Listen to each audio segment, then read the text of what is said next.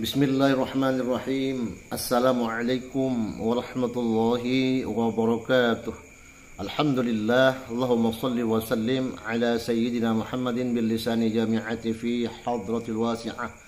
Salatan tamuddu biha jismi min jismihi wa qalbi min qalbihi wa ruhi min ruhihi wa sirri min sirrihi wa ilmi min ilmihi wa amali min amalihi wa khuluqi min khuluqihi wa wijhati min wijhatihi wa niyyati min niyyatihi wa qasdi min qasdihi wa ta'udu barakatuhu alayya wa ala awladi wa ala ashabi wa ala ahli asri ya nur ya nur ya nur ij'alni nuran yaqin nur. Sahabatku dimanapun kalian berada, apa kabar? Dan semoga kalian dalam keadaan sehat walafiat, dan yang sakit semoga cepat sembuh dan segala hajat-hajatnya Allah kabulkan. Mari kita tonton video ini sampai selesai, di mana Gus Arya membuka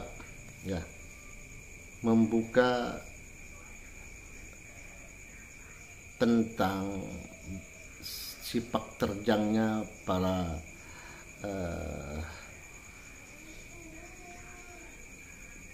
Ki Imad dan si Imad Ki Imad dengan para CS-nya dan kawan-kawannya.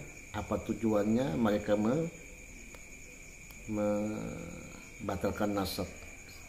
Tapi kalau menurut Gus Arya, katanya yang dibatalkan itu sebenarnya bukan cuma nasab Ba'alawi, bahkan nasab Wali Songo pun beberapa kali sudah dirubah oleh kelompok-kelompok si Imad Nurdin ini. Nah, maka dari itu yuk kita tonton video sampai selesai, semoga bermanfaat.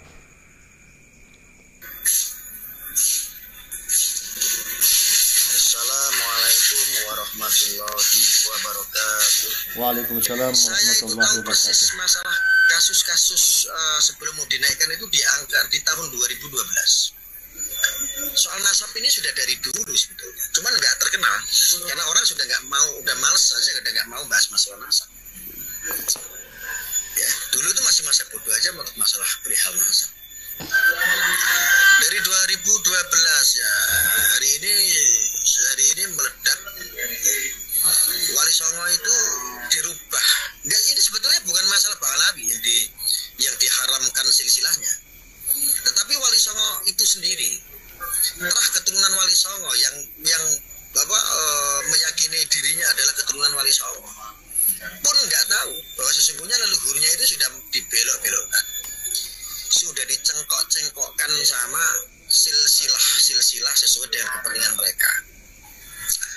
Seperti hari ini contoh Imad dan kawan-kawan, ini hanya orang-orang segelintir orang yang membutuhkan pengakuan, hanya membutuhkan panggung, hanya membutuhkan dirinya terkenal, menjadi figur, menjadi tokoh.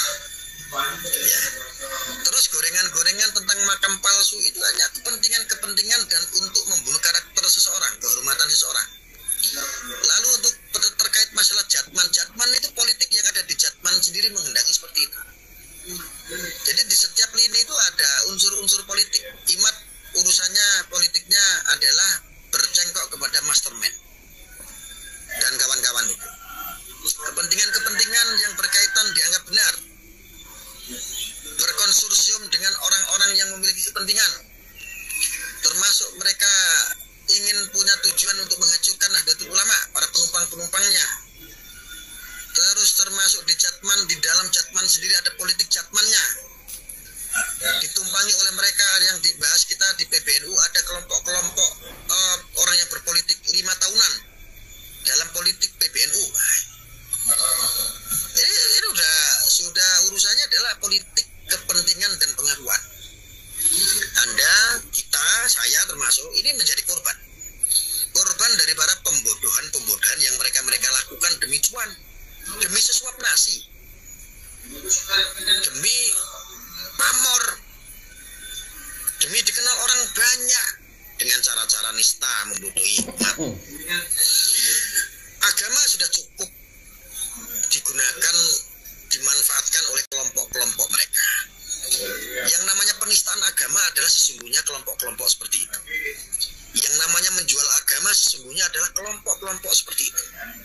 Mereka menjual agama dengan dalih apapun itu. termasuk pasar sholawat yang dipopulerkan oleh para habaib. Sholawat ini yang mempopulerkan ini adalah para habaib yang baik tentunya. Pasar itu akan direbut kembali oleh orang-orang yang mencari kepentingan supaya mereka nggak manggil habib, manggil kiai aja. Kiainya ya kiai-kiai yang belum dapat panggung. Kalau ada kiai yang terkenal ikut-ikutan masalah merebut pasar sholawat, yang ikut-ikutan soal tesis, ini hanya kiai-kiai yang memang barisan-barisan sakit hati. Kita manai sebagai oknum kiai. Nah itu. Kita harus bijak menganalisa permasalahan-permasalahan seperti itu. Gitu. Jika banyak oknum-oknum kiai menceritakan tentang hal-hal yang mungkin sama seperti itu, Anda nggak bahas. Kenapa harus yang Anda bahas itu tentang Pahlawi? Ada habib yang menyampaikan begini. Ada kiai nyolong sendal jepit, Anda nggak bahas. Tapi ketika ada habib yang nyolong sendal jepit, kenapa Anda bahas? Itu Anda sudah dasarnya itu sudah nggak netral. Nah ini contohnya. Polemik nasab ini apa ada dalangnya? Ada. Kalian ya, saya kasih tahu ya, berkali-kali saya kasih tahu ya. Mohon maaf ini saya sampaikan apa adanya. Kalian tentang Pahlawi saja kebakaran jenggot, tetapi Anda pura-pura picek, Anda pura-pura tuli dan budak bahwa silsilah wali sana dirubah berkali-kali, dicengkokin berkali-kali sama gerombolannya Kimat dan kawan-kawan, alian diam. Kenapa Anda diam? Karena yang Anda targetkan adalah perpecahan yang ada di Nahdlatul Ulama. Karena yang Anda targetkan adalah habaib yang ada di Nahdlatul Ulama biar bubar. Perpecahan yang kamu harapkan. Kamu gak akan pernah membahas oknum-oknum kiai. Anda gak akan pernah membahas bahwa makam-makam palsu dibuat oleh mereka-mereka sendiri. Orang-orang pribumi sendiri. Orang-orang warga-warganya sendiri. Kami hitamkan Pahlawi dan lain sebagainya. Sopo sendiri. Wah, gue pribumi, pengikut gue pribumi, gue Wali Songo, gue Nusantara, gue NKRI.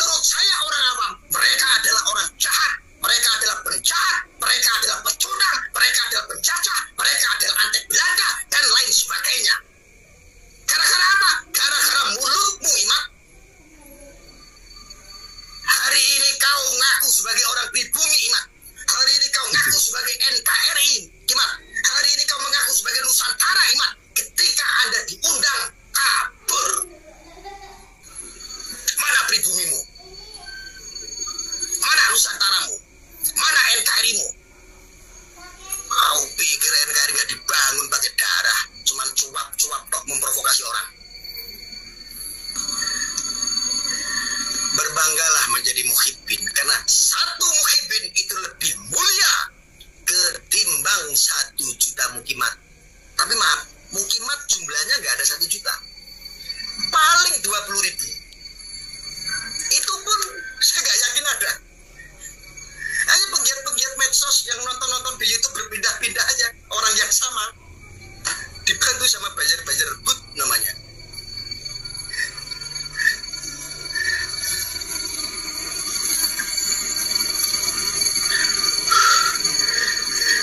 Mengaku sebagai Nahdlatul Ulama, mengaku sebagai pengurus Nahdlatul Ulama, sekarang dipecat. Apalagi yang kau banggakan?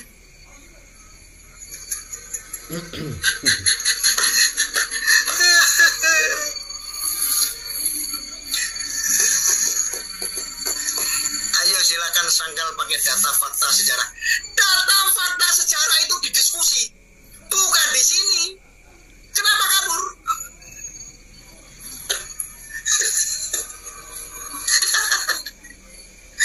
Mencari pembenaran itu banyak jalannya, Pak, Bu. Tapi kebenaran akan mencari jalannya sendiri.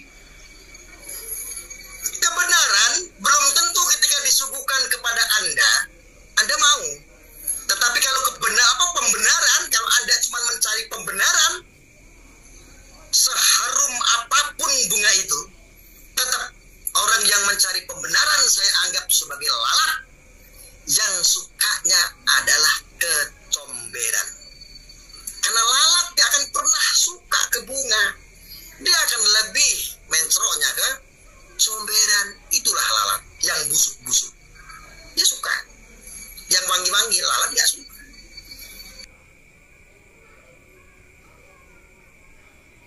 Nah, demikian sahabat-sahabatku ya. Tuh, para mukimat gimana? Ayo.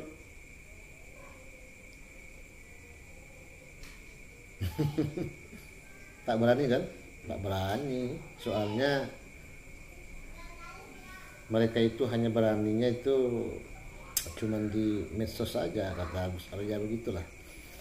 Oke sahabat-sahabatku, tetap semangat, jalin persatuan dan kesatuan umat. Pokoknya jangan ikuti langkah-langkah mukimat yang menyesatkan umat. Tetap para sahabat-sahabatku semua, tetap kita kembali kepada fitrah kita dan mengikuti ulama-ulama kita terdahulu. Oke. Dan mohon maaf yang sebesar-besarnya. Dan saya akhiri, masalah fi amanillah. Assalamualaikum warahmatullahi wabarakatuh. Sampai jumpa di video selanjutnya.